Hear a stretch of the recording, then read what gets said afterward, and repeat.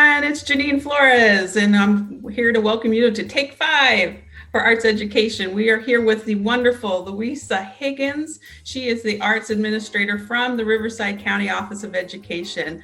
Please help me welcome Louisa. Hi, Louisa. Hi, Jeannine. So, Louisa, what is the first art experience you remember?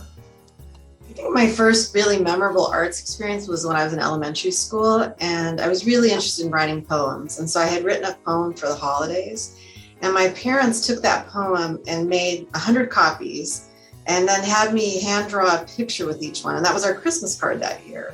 And I think it was really important to me because they had elevated the experience. They thought it was valuable and that they sent it out proudly to their friends. And I had a sense of having voice. And so that really stuck with me through the years, that first experience with that poem. That's wonderful. So what is your favorite art form and why? I'd have to say my favorite art form is dance. And I think it's because of the joy I feel when I'm dancing. And just to be clear, it's not my most skillful art form by any stretch of the imagination. I don't do it professionally, but I can dance in the car. If a great song comes on, I dance at concerts, special events, weddings. It's just so tied to joy and good feelings. That's why I enjoy it. So yeah, definitely dance. Why do you value the arts for students? First of all, because the arts are really the way that we show how human we are. We tell our stories, we express ourselves, we process things, and I want that for all students.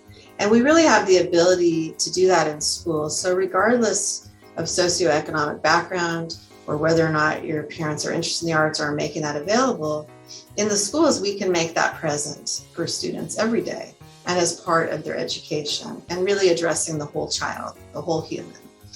And then it's also an incredible way to engage students, to make them want to come to school for the fun and the joy and the expressive quality. And I also think that's important for educators. So for those three reasons, I really value the arts in our schools. So how are you making a place for the arts in your sphere of influence? So in my sphere of influence as Arts Administrator for Riverside County, I was brought in when they created the position to promote and expand opportunities for our 430,000 plus students. And so I keep two things front of mind in that work. And the first is that we want to create maximum access to the arts. And so there's real and true equity in those offerings. So in fact, many of our things are done online, so that doesn't matter where you're coming from in our big county, you can get to it. And also that everything is free to students who have an interest and desire to participate. And then the other thing that's on my mind consistently is cultural relevancy, that we are offering a diversity of programs so that everyone feels included and represented, and that we're really exploring the richness of our world and all of the different cultures in it as we offer the arts experiences to students. And what advice would you give an upcoming leader in arts education? So if I were to give advice to somebody who was, beginning their journey as a leader in arts education, I think two things.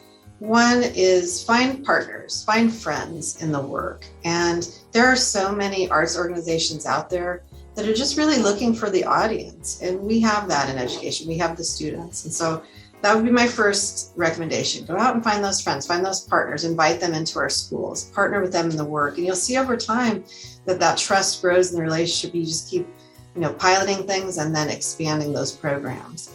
And then the second one, and I don't mean to be tongue-in-cheek about this, but to be persistent and be fearless, because when you're speaking for students, you need to keep going and keep asking and feel good about that you're asking on behalf of young people, and be a risk taker, try things. And, I've done lots of programs where, I don't want to say lots, but I've done a few where they just didn't turn out like I thought they would. But then there's other things that became magnificent and I couldn't see it coming. So just, have that inquisitive nature and be willing to try things. And I think those two things will serve you well. Thank you, Louisa, for your wonderful advice. And thank you for being here today to Take 5 for Arts Education. Thanks, Jeannine. It was my pleasure to Take 5 with you. Thank you, everybody, for joining us for Take 5 for Arts Education. See you next time.